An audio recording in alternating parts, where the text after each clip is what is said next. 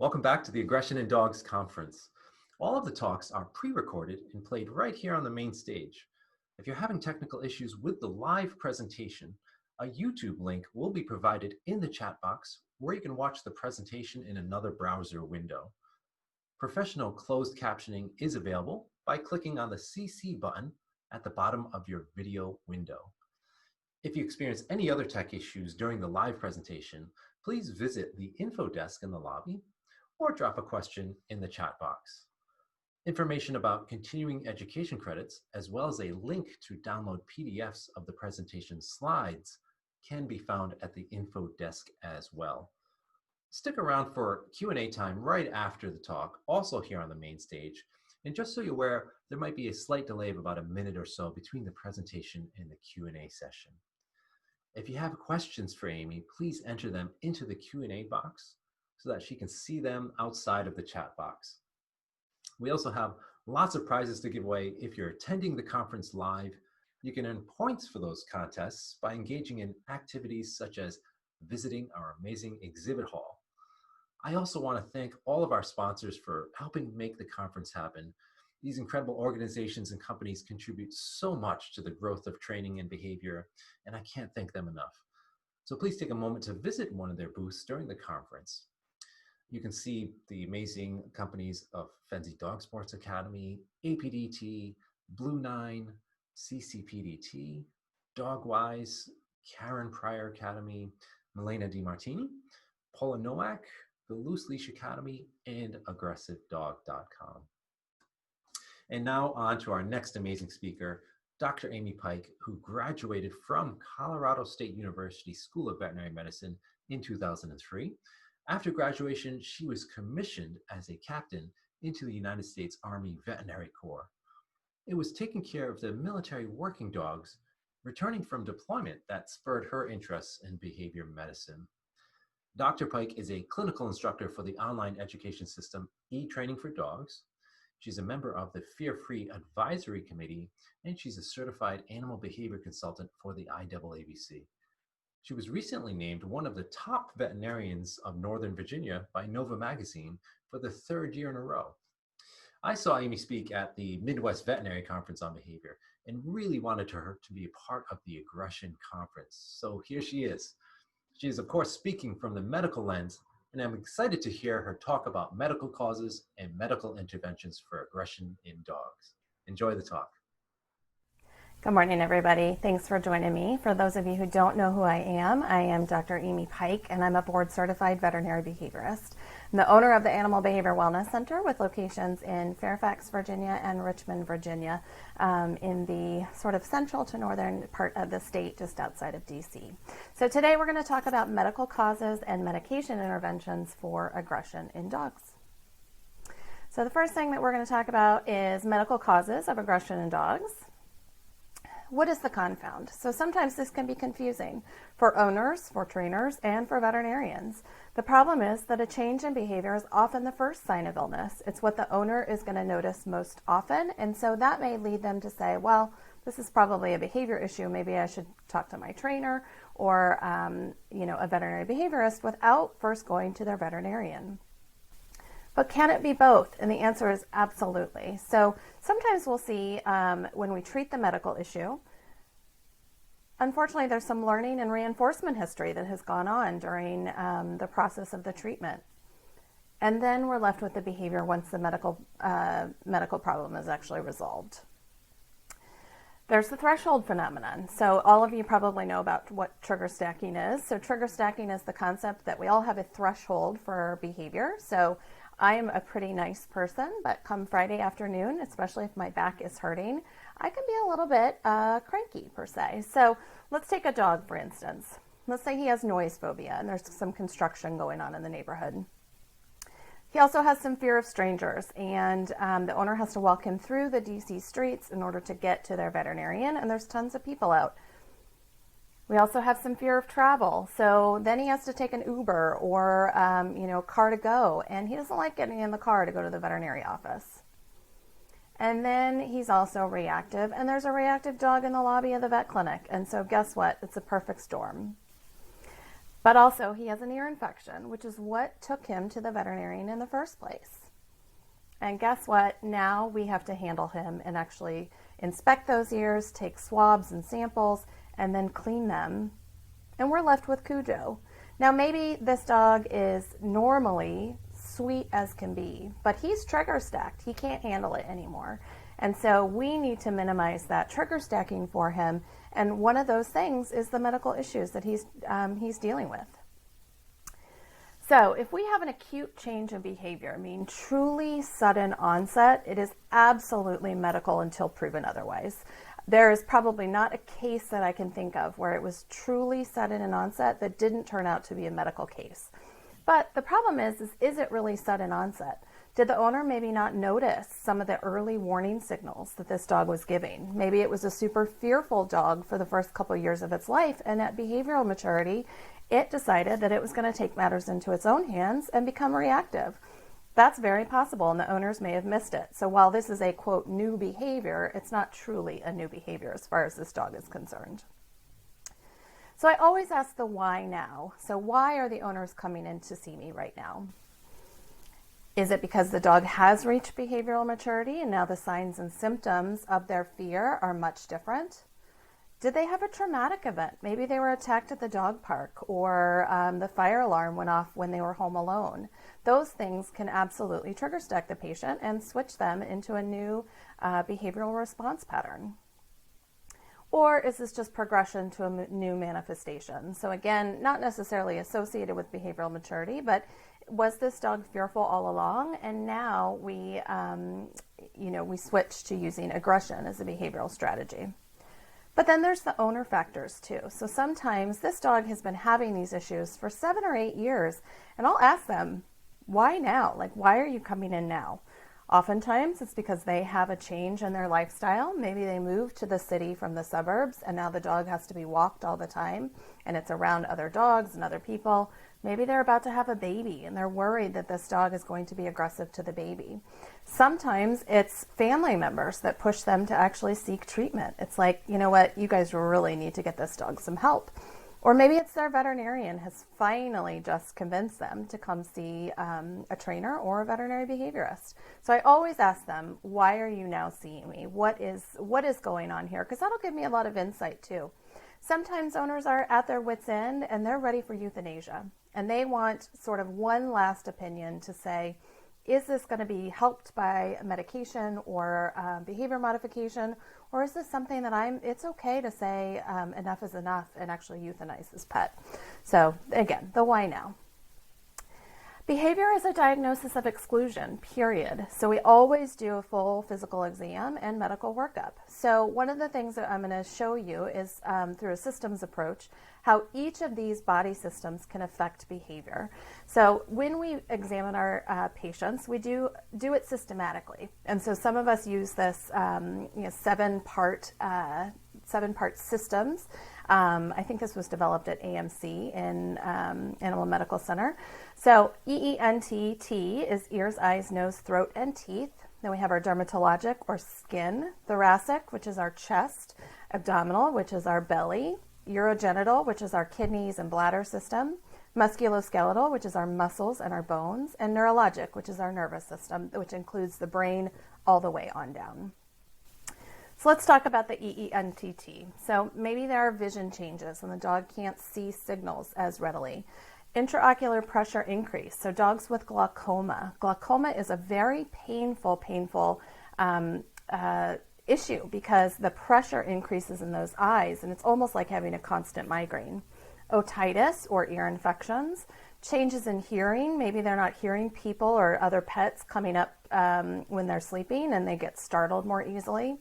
Maybe they're having difficulty breathing because they have respiratory disease like bronchitis or even masses in the chest. Maybe having difficulty swallowing because of tumors in their throat or constriction of their esophagus for a variety of reasons. And then maybe there's dental disease or fractures of those teeth, which can be extremely painful. So let's talk about Whiskey, who is a 9-year-old mini Schnauzer. Whiskey presented to me for vocalization and pacing at night and aggression when he was touched. And this had been going on for about a year in duration. The referring veterinarian had tried a combination of psychotropic medication with no help, but there had been no diagnostics done. So, and according to the referring veterinarian, his physical exam was unremarkable. When Whiskey came in to see me, I noticed that he was diagnosed with a behavioral diagnosis of generalized anxiety disorder. He also had noise phobia and aversion. He probably had some early onset of cognitive dysfunction as well, and he had what we term conflict aggression. So if someone were to touch him when he was sleeping, he would become aggressive. What I observed from the dog was running into my legs, he was running into the chair, and he ran into the door at one point in time. And he was doing what we call head pressing, where he would get to a wall and stop and press his head against the wall until he kind of figured out, okay, and let me sort of back out of this. And he only found treats that were scattered on the floor by sniffing them out. On physical exam, he was unable to track a cotton ball that I threw off to the side. He had no menace, which means that when I did this motion towards his eyes, he didn't blink, although he could blink. So if you tap the eye, he would actually blink, but he could not visually see this hand coming. And he had no pupillary light response, which means you shine a bright light into the eye, the pupil should constrict, and that was in both eyes. So OU means in both eyes. And I diagnosed him with SARDS, which is sudden acquired retinal degeneration syndrome. This is very common in mini Schnauzers. It's where the retina literally dies, and it's very, very acute. And unfortunately, there is no treatment for it. So he was completely blind. We recommended the best combination of behavioral medication that he needed for his anxiety issues. We improved his enrichment, so because he was blind, he really didn't want to do a whole lot. We even recommended one of these, the halo things, so that he wouldn't bump into things in the household, which he wasn't doing actually, because most often dogs are so routine oriented, they can navigate, even when they're blind, they can navigate as long as nothing has changed since the last time they were visual. And that was Whiskey. So unfortunately, there was no real behavioral issues, except he did have some anxiety, which I could help with, obviously. But the veterinarian had missed the medical. So we definitely want to make sure that we're doing a full physical exam, including orthopedic and neurologic workup. So let's talk about our skin. And we can have infectious diseases of the skin, allergic diseases.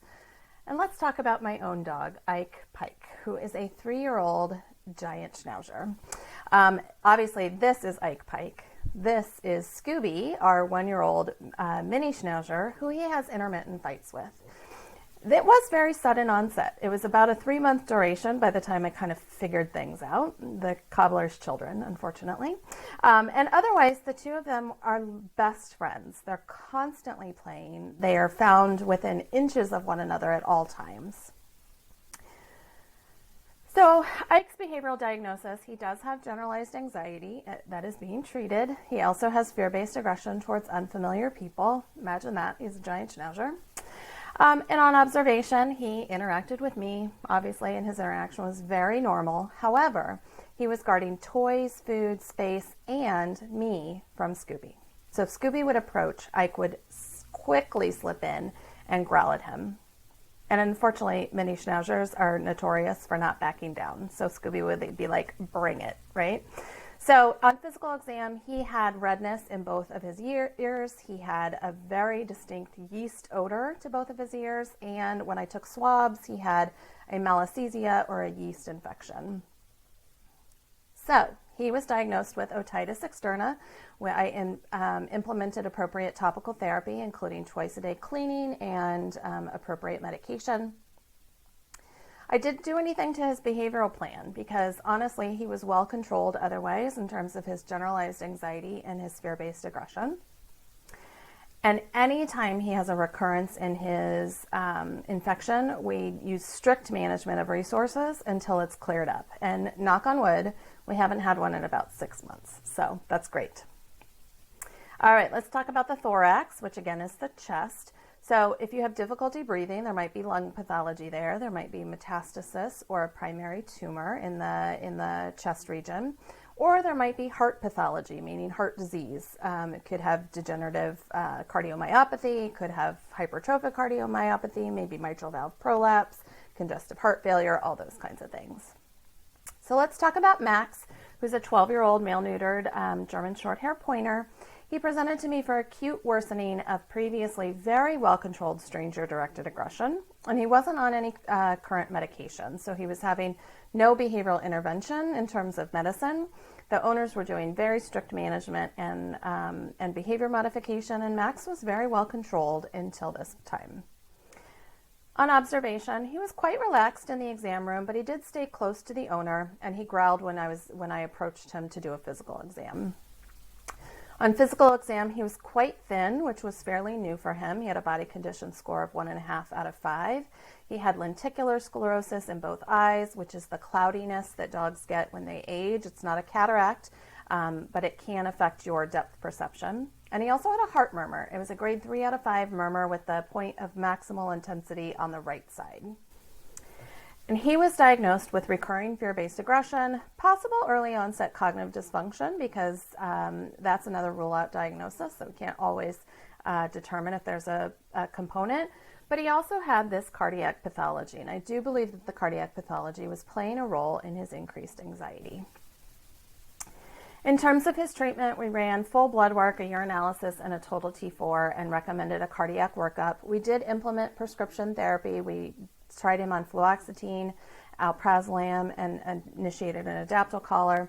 On his cardiac workup, he had right-sided heart enlargement, and on echo, which is an ultrasound of the heart, they found a mass on the right side of his heart. They also did an abdominal ultrasound because the right side of the heart is a very common place for a metastasis for splenic tumors, and he indeed did have a splenic mass. The presumptive diagnosis was a hemangiosarcoma of the spleen with metastasis to the heart, and the owners opted to euthanize because he was doing so poorly at that point in time. So again, sudden onset or worsening of previously well-controlled behavior, medical until proven otherwise. Let's talk about abdominal. We could certainly have diabetes mellitus, which is basically an issue with your pancreas where you're not producing insulin. Cushing's disease, which is hyperadrenocorticism. Addison's, which is the opposite, it's hypoadrenocorticism. You could have tumors of the endocrine glands, GI disorders like inflammatory bowel syndrome. And let's talk about Thor. Thor's one of my favorite patients. He's kind of a chronic patient of mine. So Thor is a 2-year-old male-neutered pitty. His presenting complaint was destruction of the home when he was left home alone and aggression towards unfamiliar people. 6 months later, after treatment, he was very well controlled on Reconcile and a pre-departure medication protocol of clonidine and clonazepam. But he had a recent onset of vomiting, mostly just bile, a lot of burping, inappetence, and increased aggression towards somewhat familiar people in the home, and a significant recurrence of his separation anxiety that was previously very well controlled. On observation, he approached and retreated when food was tossed. He showed some avoidance behaviors towards the clinician, and he did eventually warm up and solicit attention. He was reminded that I am indeed his favorite veterinarian because all I do is give food. On physical exam, his physical exam was within normal limits. His CBC Chem and total T4 was normal, and we submitted a GI panel to Texas A&M, and that was actually normal as well. So we sent him for an abdominal ultrasound, and they found foreign material in the stomach. He was diagnosed with a foreign body. It was surgically removed, and it was a rope toy that the owners had been missing for quite some time. His aggression towards semi-familiars and his separation anxiety resolved after removing the foreign body. So anytime that Thor has a recurrence in his issues, the owners literally rush straight to the vet. He gets an abdominal ultrasound, and there have been 2 other times now since that he's had foreign material in his stomach that's been able to be removed endoscopically. So he's obviously a notorious toy chewer. All right, let's talk about the urogenital system, which is our kidneys, our bladder, and our ureters and urethra. So we could have stones, we could have infectious disease, and we could have degenerative disease like kidney failure. Kidney failure is extremely painful. So if you have bladder stones or kidney stones, or if you've ever had either one of them, you know what this pain is. Urinary tract infections are extremely painful as well. It's painful to urinate. You constantly have to urinate. And then when you have kidney disease, we know in humans that it is very, very painful disorder. So let's talk about Gigi. You'll notice that most of my patients that I sort of highlight are mini schnauzers or giant schnauzers. Obviously, those are my breeds, but and they stick out to me, so I always like to use them in lectures. But this is Gigi. She's a 6-year-old female spayed mini schnauzer. Her presenting complaint was aggression when the owners would pet her when she was resting or sleeping, and she was also doing some house soiling. She did have an increased urination frequency, plus or minus maybe a volume decrease, meaning she wasn't necessarily peeing as much at each time. On observation, she was interactive with the staff and the owners, and physical exam was within normal limits, although she was very, very tense in her abdomen. Her CBC and her chemistry were normal. Her urinalysis showed bacteria as well as calcium oxalate crystals, and we took abdominal radiographs and showed stones in the bladder. So this is not Gigi, but this is a typical x-ray of a dog with bladder stones, and calcium oxalate stones tend to be very, very sharp. This dog in particular probably has a combination of struvite and calcium oxalate because some of them are very, very smooth. And so this can be extremely painful, especially if any of them dislodge and go through the urethra while you're urinating. So she was diagnosed with bladder stones as well as a secondary urinary tract infection. The stones were surgically removed and she was started on Royal Canin's SO, which is their dissolution diet, which will keep those crystals and stones from forming in the future. And the aggression towards the owners and the house soiling completely resolved. All right, let's talk about musculoskeletal. So musculoskeletal, we could certainly have injury, osteoarthritis, which is degenerative joint disease, or a deformity, perhaps congenital. Pain. Pain is a big contributor to behavior. So most often we think of pain, we think of musculoskeletal, but of course, obviously the pain from Gigi's bladder stones were certainly the biggest issue for her. And I do think pain is an underdiagnosed thing in our patients. Reason being is because it is extremely hard to diagnose pain in a clinical setting. Dogs and cats are notorious hiders of disease, especially cats because they are prey and predator. So they do not want to fall prey to anybody, and so you're not going to show any sort of pain issues, but the same is true with our dog patients as well. They're also on adrenaline overload when they go into the clinic. So you think about, they talk about moms that would lift a car off their baby and, don't work out at all, right? Because it's adrenaline that is fueling that ability to be able to pick up that car because they're, trying to rescue their child. Same thing is true with these dogs and cats. They have adrenaline coursing through their veins when they come into the clinic, and that's going to make it extremely difficult for us to assess pain. Multimodal treatment to pain is the best approach, meaning we're going to do a combination of things to include medication and physiotherapy and some of the other things that we'll talk about in a second. So let's talk about Bridget. Bridget was a 10-year-old female spayed German Shepherd. She presented for aggression towards her housemate, Badger, who was a 2-year-old male-neutered German Shepherd for about a 6-month duration. And full disclosure, these are my mother-in-law's dogs. The aggression occurred when Bridget was resting and was approached by Badger, and any time that Badger attempted to play with her. She had a CBC and a chemistry and a total T4 to check her thyroid, and all of that was normal. On observation, Badger was an extremely unruly and persistent, and he constantly pestered Bridget to play. Bridget attempted to stay underneath the owner's chair during the consult, which was the dining room table. Bridget bared her teeth and snarled at Badger if he got anywhere near her. On physical exam, I noticed that she had difficulty rising from a lying down or seated position.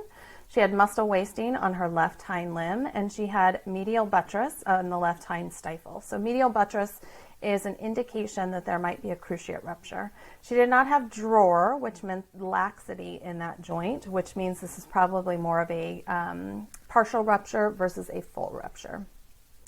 She was diagnosed with inner dog aggression over arousal, resources, and redirected. And she also had a significant issue with pain, and the rule-out diagnoses for this are osteoarthritis. She is a 10-year-old shepherd after all, versus an acute cruciate rupture. In terms of treatment, owners did not want to pursue any sort of further diagnostics or surgery. So we did implement a nonsteroidal anti-inflammatory. I believe we did Previcox. We started her on glucosamine and chondroitin. We also started her on collagen supplement called Flexidin Advanced. We also started her on fish oil because fish oil, good quality fish oil, can be really good as an anti-inflammatory agent for joints. She did acupuncture and physical therapy. And 3 months later, Bridget was much more playful with Badger.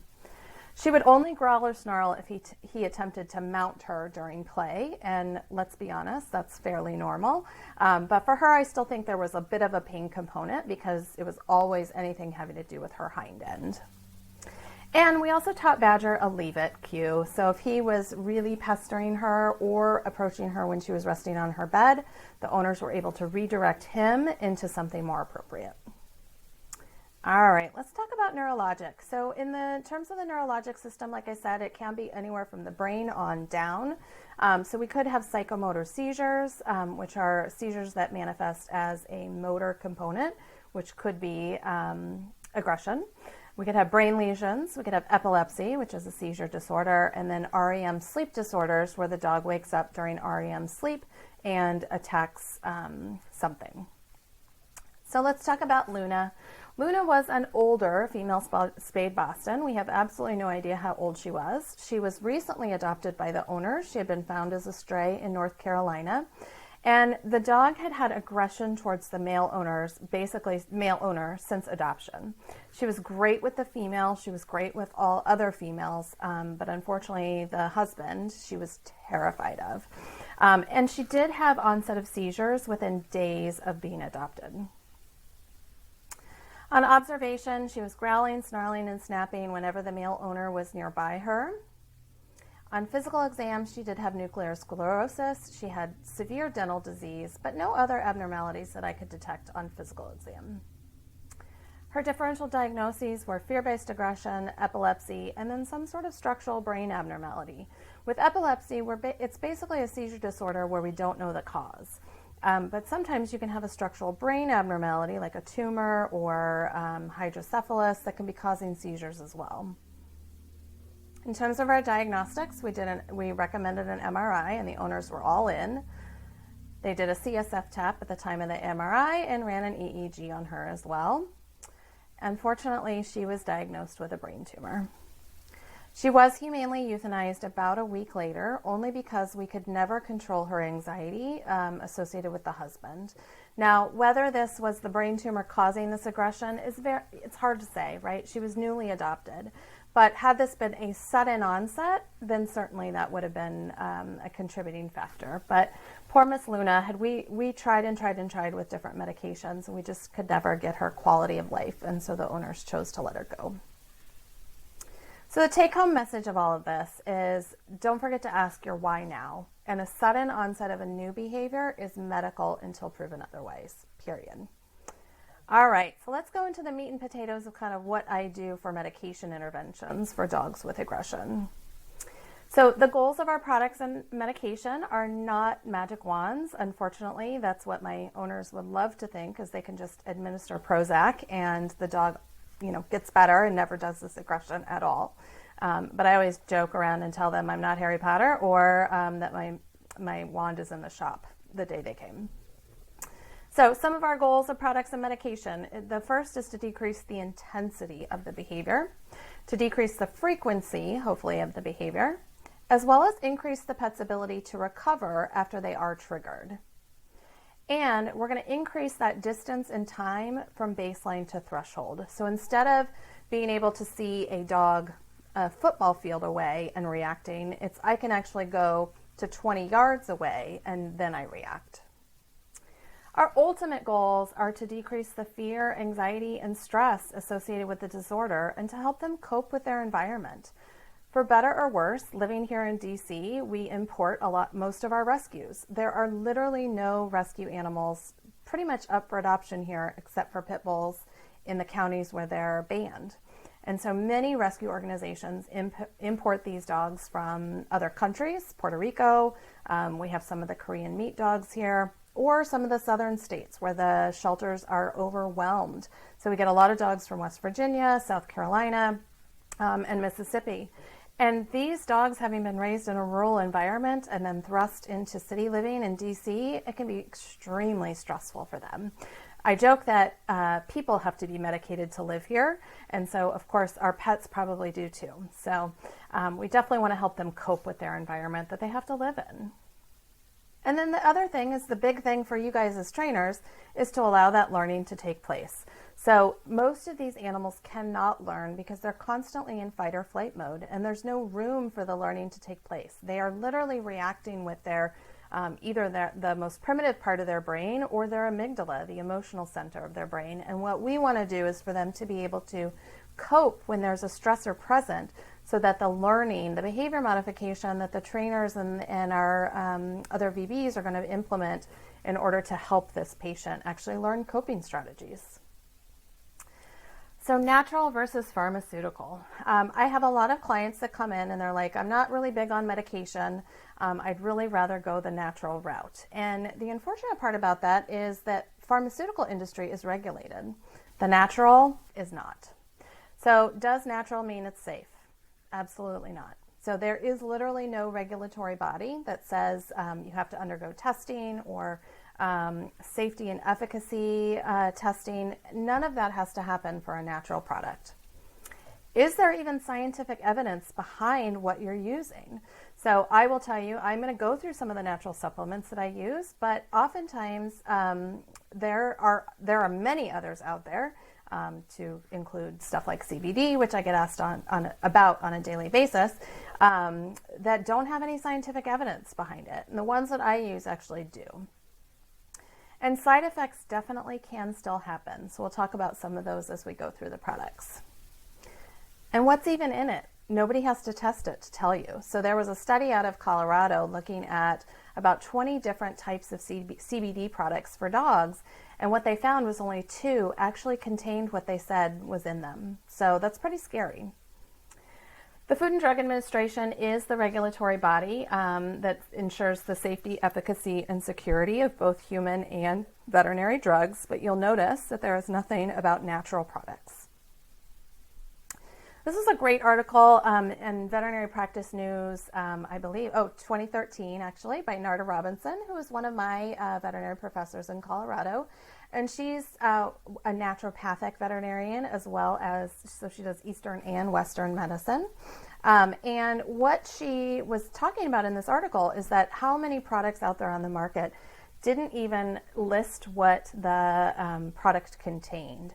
Also, they didn't list how much was in there. And the crazy thing is some of these products are being readily recommended by neighbors and friends and on blogs and all that kind of stuff. But honestly, it's way less safe than many of the pharmaceutical products that I use. The biggest thing that you need to know when you're using a product is, what does it do? We need to know how it binds to the protein. Does it increase or decrease protein binding? How it increases or decreases transporters, how it increases or decreases other molecules in the brain or in the body, how does it work on enzymes, the target enzymes, does it increase them or decrease them, does it increase or decrease target receptors, and how does it change other metabolizing enzymes? This is one of the biggest areas of interaction, is if you increase metabolism of other medications, you can actually end up with overdoses of those medications or underdoses because they're not being metabolized. So if you don't know how the product works, you shouldn't be using it or recommending it. One of the biggest things that I see is having trainers or lay people recommending St. John's wort. So the problem with St. John's wort, it is the #1 implicated herbal supplement for drug interactions. It's highly serotonergic and can increase the risk of serotonin syndrome, especially when combined with other things. What it does is it induces the cytochrome P450 system and it increases plasma drug levels. So our chemotherapeutics will increase. So if the owner is using St. John's wort and their pet has to have chemotherapy, then it's actually going to increase that chemotherapeutic, and it's going to decrease some of the oral contraceptives. So like in people, obviously this applies to people, but those are the things that we need to worry about, is that if we don't know how it interacts, we shouldn't be recommending it. Okay, so let's talk about pheromones. So pheromones are essentially chemical messengers that we send to members of our own species, and did start with insect control. That's a lot of the insect control sprays and devices, I guess, are work on pheromones. So they attract the ant or whatever bug you're trying to kill to the product using pheromones. And then, obviously there might be like insecticides or something in there when they get there. So the original research was all on ants. But this is the maternal appeasing pheromone in dogs. So this is the Adaptil product. Adaptil is made by Seva, and it comes as a collar, a spray, and a diffuser that you can see here on the product slide. So the collar warms up with the body heat, emits the pheromone, and lasts for about 30 days. Then you replace it.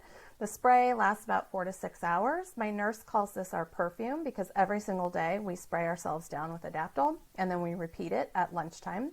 And then the diffuser lasts about 30 days before you have to replace the little refill. This is also something that we have in our clinic. We plug these in. You can't overdose on pheromone. You can't get enough of the modalities. So oftentimes owners will go home with all 3 of these products to be used in a variety of different ways. But this is literally the maternal appeasing pheromone that mother dogs produce when they're nursing their puppies. And so it has a calming, relaxation property to it, an affiliative property to it, as well as there is a research study that showed it enhances learning. So my philosophy is all puppies should have an Adaptil collar on until at least a year of age, if not longer, depending on what they've got going on. There's a product called alpha-casozepine. So alpha-casozepine is a protein found in cow's milk. So if you've ever heard of the saying of drink a warm glass of milk before you go to bed, the reason is that the alpha-casozepine protein binds to the same receptors in our brains that Xanax and Valium do. So it has kind of an anti-panic response. It's available in several formats, the first being Zylkene by Vetiquinol. It's a capsule that you sprinkle the powder into over their food or into like a dollop of canned food, or put it in a pill pocket, something like that. And then it's available as a diet as well, only for dogs 30 pounds and under. So it's only for small dogs. And it's called Royal Canin's Calm Diet. There was a study looking at alpha-casozepine versus selegiline hydrochloride, or anapril. So this study comes out of our European diplomats, and in Europe they tend to use anapril for a lot for anxiety disorders. We usually use it over here only for cognitive dysfunction, although some clinicians will reach for it for anxiety issues. But they did a head-to-head study of alpha-casozepine versus selegiline on various anxiety disorders in dogs, and what they found was that they were equally as effective. So here's a case where a medication versus a natural supplement actually garnered the exact same results. So it's great. But we talked about side effects, right? So this is actually Wilson, one of my former mini Schnauzer, who's no longer with us, but he was special, let's just say. He was my problem child in terms of when I had kids. So he had actually bitten my niece when she was about 2 or 3 because she went up to him and grabbed him and into a hug, and he bit her on the face. So when I was having children, I obviously knew that he was going to be the one that I was going to have to be the most careful about. So we basket muzzle trained him. We taught him to go to his spot, which was his crate on cue. We also drilled it into the children not to pet the gray dog, because he was our only gray mini Schnauzer at the time. And when we brought my daughter home from the hospital, he was extremely nervous with her crying. And so because, I had some Zylkene sample at home, I decided to give it to him. Well, his dose was 225 milligrams of Zylkene, but I only had the 75s on hand at home. So I can do math, right? I tripled it. So I gave him 3 of the Zylkene. Now, unfortunately, Zylkene, the capsule, does have maltodextrin in it as a filler for the small and the medium-sized capsules. And so maltodextrin actually has a glycemic index 10 times that of table sugar. Well, Wilson, like the good mini schnauzer that he was a diabetic. So I literally just fed my dog basically a bag of gummy worms. So here I am, brand spanking new from the hospital with my brand new baby girl, first time mom, stressed out, sleep deprived, and my diabetic dog's glucose went through the roof. I had a glucometer at home, thankfully. I tested it. It was 900. So I immediately administered an extra dose of insulin. I gave him some sub-Q fluids to help flush everything out. And thankfully he recovered uneventfully. But that's a case where had I not known, and obviously I didn't know until I researched a little bit later, what the inactive ingredient was in this product. So yes, I knew it was alpha-casozepine and it could help him with the stress of this new baby. But what I didn't realize was the inactive ingredient was going to interact with his medical condition. So just be very cautious when we're recommending these types of products. Then there's L-theanine. So L-theanine is an amino acid found in green tea, and the product that I use that contains L-theanine in it is Exetane. So it's a chewable tab. It's given twice a day as needed, or like twice a day every day plus an as needed basis. It's quite tasty. I have a colleague, Teresa DePorter, who calls it kitty crack because even cats will take it very readily. My own dog, actually, this little guy, got into an entire box of it when I was in my research study, which I used L-theanine for thunderstorm phobias. So quite tasty. He did not have any issues with an overdose of that, thankfully.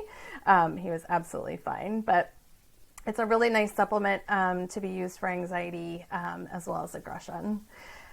Just want to highlight, because of course, this is my study, so it's my baby. We did look at Exetane in storm-sensitive client-owned dogs and found a significant decrease in their overall thunderstorm phobia, which is really nice. So, and for those of you who have ever been to St. Louis, they have horrible storms, to include tornado warnings. So.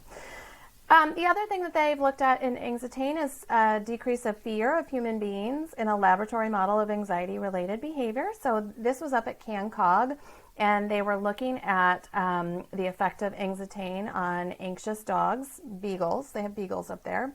Now, if you look at the study, it showed that there was definitely a decrease in the fear of humans, but the number of dogs that we actually had enrolled in the study was quite low.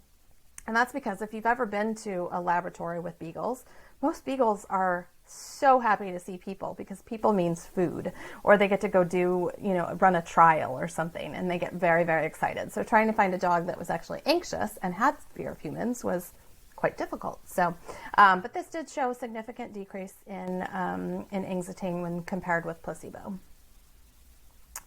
Then there's the probiotics. This is kind of a new area of research and upcoming science in the field. And this particular probiotics, Purina Pro Plan's Calming Care, it's Bifidobacterium longum, or BL999. And what they showed in this study, they actually used it in 24 anxious Labrador retrievers. What they showed was a significant improvement in their anxiety-based behavior. So they had reduced salivary cortisol concentration, a decrease in their heart rate, and an increase in heart rate variability, which indicates a very positive response when they were when they had anxiety-inducing stimuli presented to them. So this product is basically a good bacteria that we're feeding the gut that can actually help with anxiety issues. So very nice little product. Then we have our cognitive diets. So cognitive decline is essentially the analogous form of human dementia or Alzheimer's. And oftentimes some of the symptoms are increase in anxiety as well as changes in social interactions. So they may have aggression towards housemates where they were normally not aggressive previously. They may have aggression towards their people where they were not aggressive previously, etc. So the diets that are out there on the market for cognitive dysfunction, there's the BD or the brain diet. Purina ProPlan Bright Minds is the over-the-counter version of the ProPlan veterinary diet NeuroCare. And the concept of NeuroCare is feeding medium chain triglycerides instead of glucose as a source of energy for the brain, because as the brain ages, it gets really bad at utilizing glucose. And so it's sort of like a ketogenic diet, and is labeled for both epilepsy as well as cognitive dysfunction. And the Bright Minds has just a lower level of the MCT percentage since it's over the counter. All right, let's talk about off-label usage. So currently we have 4 veterinary FDA-approved drugs for dogs in the psychotherapeutic range. So we have Reconcile, which is fluoxetine, Cilio, which is dexmedetomidine, Anapril, which is selegiline, which I mentioned earlier in the Zilkene study, and then Clomicalm, which is a tricyclic antidepressant. So Clomicalm and Reconcile are FDA-approved for dogs with separation anxiety. Anapril is FDA approved for dogs with cognitive dysfunction, and Cilio is FDA approved for dogs with noise and storm phobias. Now, if we use these drugs for another species or another disorder, we're using them off-label. So if I pick these for a cat, let's say, which I do very readily, all 4 of these, or if I pick them for another reason, you'll notice that I did not say on any of these medications were they FDA approved for aggression. I use all 4 of these in aggression cases. So we're using them off-label. So what does off-label mean? Basically, it's the use for an unapproved indication, unapproved age group, or unapproved dosage, or unapproved form of administration. And signed consent is imperative. So I always make my owners sign a consent form that says I understand that the medications we're using are off-label. Let's talk about serotonin syndrome. Serotonin syndrome is essentially an overdose of serotonin. You would think that serotonin, being kind of our coping neurotransmitter, you would be really, really happy. But actually, it can have serious, serious effects in the body. So, most common at higher dosage or combination of dosages in our pets. So if we're using trazodone and fluoxetine, both serotonergic agents, you could potentially have serotonin syndrome. However, I caution against that because I think it is a very individual susceptibility to serotonin syndrome. So I had a patient that developed serotonin syndrome at a less than labeled dose of fluoxetine alone. So it was on, instead of starting at 1 mg per kg, I started at 0.8 mg per kg because of where the dog fell in the dose range. And actually the dog developed serotonin syndrome on that lower dose. I've had patients though on 3 different agents that increase serotonin levels without any issue. So I think there's an individual susceptibility to this syndrome, and that's just my personal opinion. It is very treatable in the first 12 to 24 hours, so it's imperative that the owners recognize what's going on. And the symptoms are variety. You can have diarrhea, dilated pupils, rapid heart rate, blah, blah, blah, blah, blah, blah, blah. Exaggerated reflexes and tremors. I find that is the number one thing that owners notice. So they may get a tremor, like a head tremor, almost like a Parkinsonian type tremor. Their leg may tremble. This is the most common thing that I've found that owners notice when it comes to serotonin syndrome. But the other thing is sometimes this looks like a full-blown panic attack. And when there's no trigger whatsoever, that's when the owners need to realize this actually could be medication involved. All right, let's talk about bite disinhibition. So bite disinhibition is a phenomenon that scares every veterinarian that I've ever talked to, more so than serotonin syndrome, because the concept is if you are less inhibited, you're more impulsive. So we relieve some of the anxiety that is actually holding this dog back from becoming either more aggressive or aggressive, period, and they're less inhibited and more impulsive. We're going to increase the potential for aggression.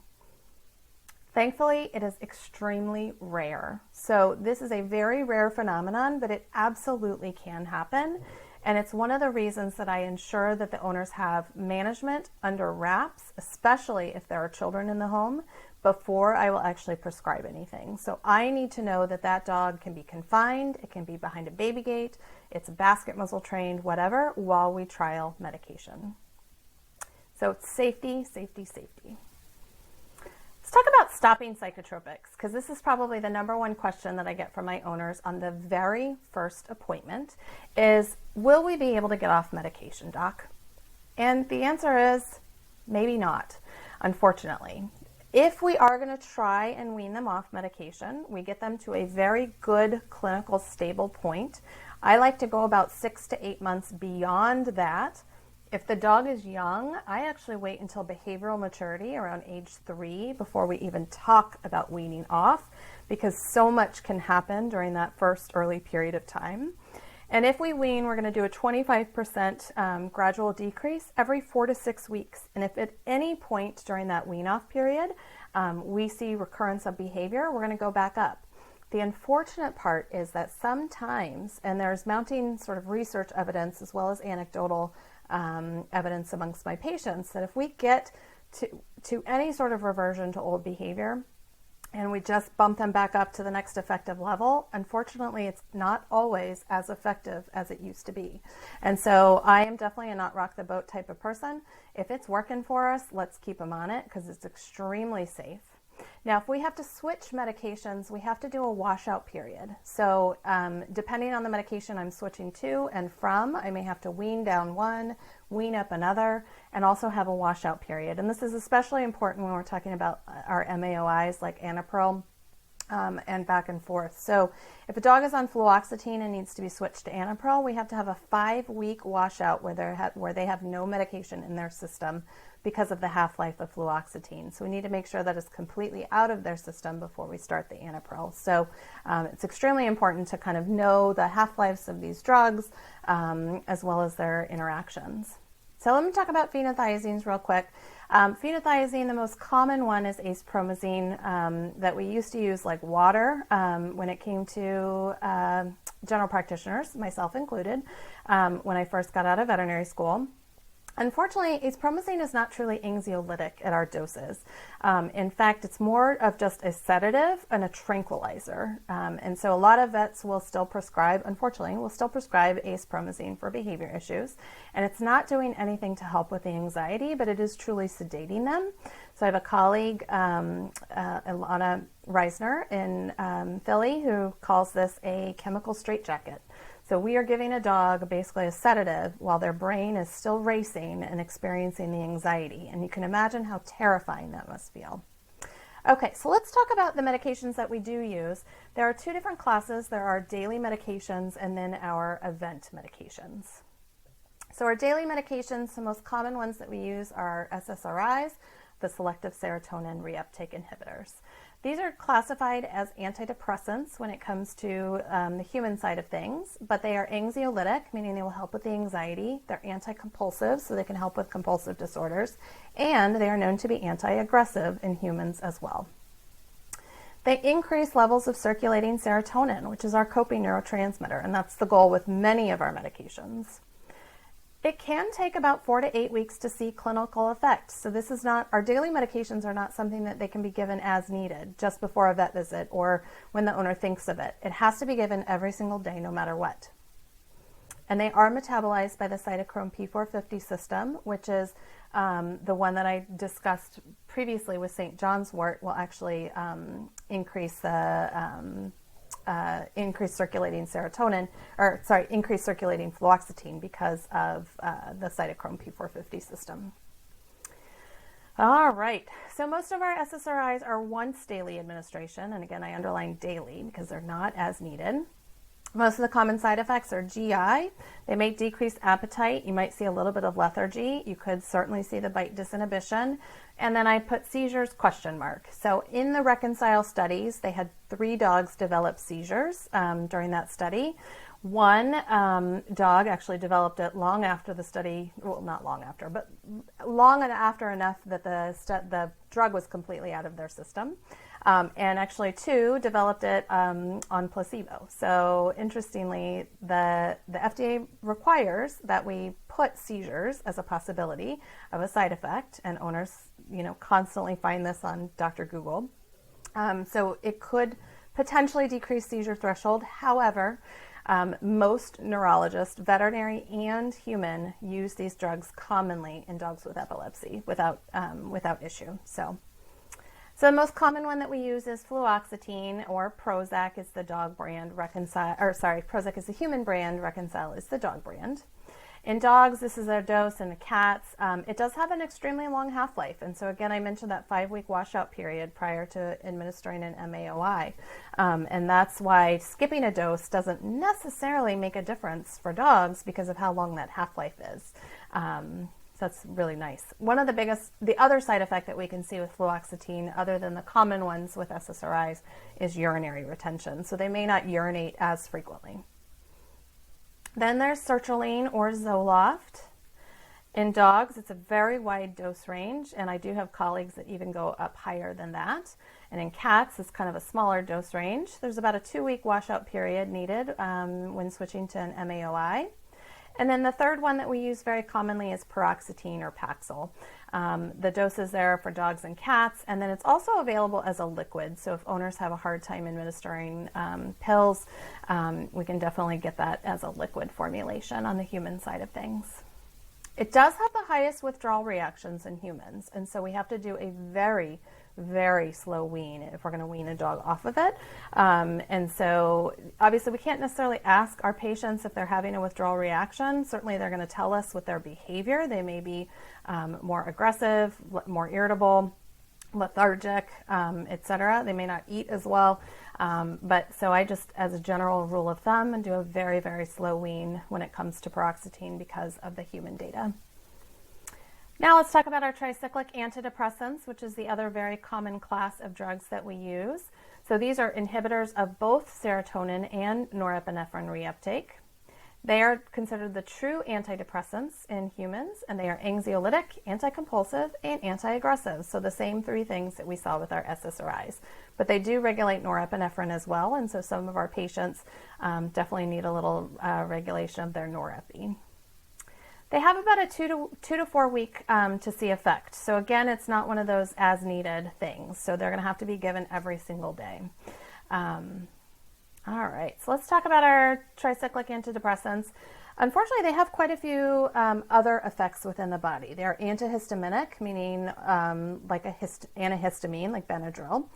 They're anticholinergic, so you can get dry mouth, dry eye, those types of things. And they're also alpha-1 adrenergic antagonists, which I'm not even going to go into because it's a little too complicated and way too above this lecture. But the problem with all 3 of these things is the other effects that you're going to see in the body, and therefore there are a ton of side effects when it comes to our TCAs. So sedation, constipation, diarrhea, urinary retention, ataxia, appetite, dry eye, mydriasis, tachycardia, which is elevated heart rate, arrhythmias, heart rate abnormalities, and blood pressure changes. So these are not without their side effect profile, and so not necessarily used as much as our SSRIs. The most common one that we do use is clomipramine or Clomicalm. Here's the dose. I like to divide it into a twice daily dosage. So 2 to 4 mg per kg is their total daily dose, and then divide it into 2. So sometimes because of where they fall in the dose range, I might be giving a bigger dose in the morning and a smaller dose in the evening, just so that owners don't have to quarter or 3/4 pills for their pet. They are the most serotonin selective of all the tricyclic antidepressants, meaning that they have the most effect on serotonin versus the anticholinergic, antihistaminic, and alpha-1 adrenergic antagonism effects. But they are not to be given to breeding males. Not that that matters all that much for most of our patients, but something to be noted. And they also may potentiate side effects of our CNS depressants. So if they're given a benzodiazepine or a barbiturate because of epilepsy, or they undergo general anesthesia, clinicians need to understand that these can actually potentiate those effects because of those interactions in that cytochrome P450 system. Amitriptyline is the other very common one. Elavil is the brand name for Amitrip. And this is the doses for dogs and cats. It can cause decreased grooming, especially in cats. And Sharon Crowell Davis, in the original version of the Veterinary Psychopharmacology, stated that there's very relatively low clinical efficacy and very high incidence of side effects when it comes to amitriptyline, and therefore it's honestly not all that recommended. Now, there are some clinicians that still use it, myself included, and sometimes we're using it in combination with an SSRI, which is sort of a newer thing. But again, we have to be very cautious when we're using these drugs for side effects as well as interactions and serotonin syndrome. All right, so now let's talk about our event medications, our as-needed meds. So benzodiazepines, Xanax, Valium, that class, Ativan, they have a rapid onset of action, so within 30 minutes to 90 minutes. These are situational drugs to be used for events only. And what they do is they facilitate GABA, which is our inhibitory neurotransmitter, by binding to the GABA A receptor, and that's what's known as the benzodiazepine receptor. Of all the drugs that we use, if we're going to see bite disinhibition, it is most likely to happen with our benzos. And so if I am going to prescribe a benzodiazepine to a dog with aggression, it is with extreme caution and absolute safety management in place. And I don't necessarily reach for these in dogs with aggression first and foremost. They may be my third or fourth line choice for the disorder. The other thing that they do is they interfere with learning. And so soldiers get a benzodiazepine if they're involved in like a roadside bomb incident or firefight. When they go back to their FOB, the forward operating base, they'll actually be administered a benzodiazepine in the hopes that it will block long-term memory consolidation and prevent PTSD. Where this plays a role for like our trainers is if the dog is on a benzo because let's say it helps with its aggression towards unfamiliar people, you come over to do a session, it's very possible that that dog may not actually consolidate the learning into long-term memory. And so I don't recommend benzos if we're going to be doing training of any sort because of that potential effect. Clonidine is one of my absolute favorite situational drugs. It's an alpha-2 agonist. The dose range is quite large in dogs, and what it's used for in humans is actually most often ADHD children, and that's because ADHD children are very impulsive, very hyper-aroused. I kind of equate them to the classic pit bull terrier where they're like, wah, just, explosion, whether it be excitement or aggression. And so that's where clonidine can come in. It regulates norepinephrine and can really help decrease that hyperarousal and that impulsivity. We don't think that there's going to be any sort of hypertensive or hypotensive effects, but there can be. So these drugs are used in caution when it comes to cardiac patients or dogs with heartworm disease. But there's some studies that hopefully will be coming out here soon to show that we don't have the anti-hypertensive effects that it does in humans. All right, so trazodone, another very common situational medication prescribed. It's a serotonin 2A antagonist, very, very large dose range. This is the target dose range in plums, so based on the kilogram size of the dog, how much you should be giving. I don't ever go up beyond 400 milligrams as a total individual dose, although some of my colleagues will. So even in our 180-pound Mastiff dogs, I would not do 900 milligrams. I would do no more than about 400 for those patients. But trazodone is a very common anxiolytic medication, although I find a lot of side effect with this medication from the owner perspective. Many of my owners complain about the side effects that the dog is stoned, to the point where I've started calling it trazostoned, because that's what the owners are constantly complaining about. And so some owners are very intolerant of any sort of sedation side effect, and so I'm not necessarily quick to reach for trazodone in those cases. Gabapentin is another very common anxiolytic event medication that we use. So the brand name in humans is Neurontin.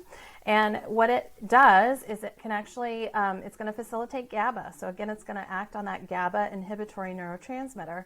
Now, this dose is actually, these were taken from plums and the veterinary psychopharm, but I will tell you in dogs and cats, I go much higher. So I will actually go up to about 40 mg per kg as my max dose in both dogs and cats. This is one of my favorite pre-veterinary pharmaceuticals, or PVPs, for kitty cats, because about 100 milligrams per cat about an hour prior to exam makes the cat extremely euphoric and much more tractable, even our most scary kitties. All right, now dexmedetomidine gel or Cilio. So this dexmedetomidine is, if you've ever heard of the medication used either intramuscular or IV called Domator, this is the same drug, just in an oral transmucosal gel form. So again, this is FDA labeled for dogs with noise aversion. However, I will use it off-label. So the great thing about this is how immediate acting it is. It can be effective within 15 to 20 minutes because the owner places it inside the cheek pouch. It absorbs through the mucous membranes directly into the bloodstream, and you can have a nice, relaxed dog within 15 to 20 minutes. So I will use this off-label for veterinary visits, for visitors, for car rides. Only lasts about 2 hours, but then it can be redosed for a max of 5 doses in a row, basically, in a 24-hour period. So it can be very, very nice and short-acting as well. Now, the issue with this is obviously the owner has to be able to get the gel into the cheek pouch, which means the dog has to be okay for the owner to handle it. So there are some dogs that this is not even, it's not an option. There is a nice little dose chart in the box that shows you what their body weight is, how many dots they actually get, and if you've ever done dewormer for like a horse or cattle, you dial the little wand, you lock it out, and then you can only administer how many dots you've actually locked it out at. So our common interactions, again, St. John's wort, I like to harp on that one. Tramadol. Tramadol used to be kind of a great pain medication, we thought. In fact, we're finding out more and more that it's not a very good pain medication in dogs. Still works quite well in cats, but is falling out of favor when it comes to pain medication in dogs, which is good because it is serotonergic as well and it increases serotonin, which can interact with our medications. Amitraz, which is a anti-tick medication. So some of the more common brands out there, Certifect and Preventic, both of these contain Amitraz. And so if the dog is taking any sort of SSRI, TCA, MAOI, you have to be extremely cautious with these medications. All right, and that brings me to the end of my presentation. So here's my contact info, our website, our email, and our phone number, and you can follow us on Facebook as well as Instagram. I should probably put that on there as well. I'm not the Instagram guru. My younger staff members are. So if you have any questions, please don't hesitate to reach out. That's what I'm here for. I'm happy to advise veterinarians. I'm happy to talk to trainers about when is it appropriate to refer to a vet or to a veterinary behaviorist. And with that, we'll take any questions that you might have.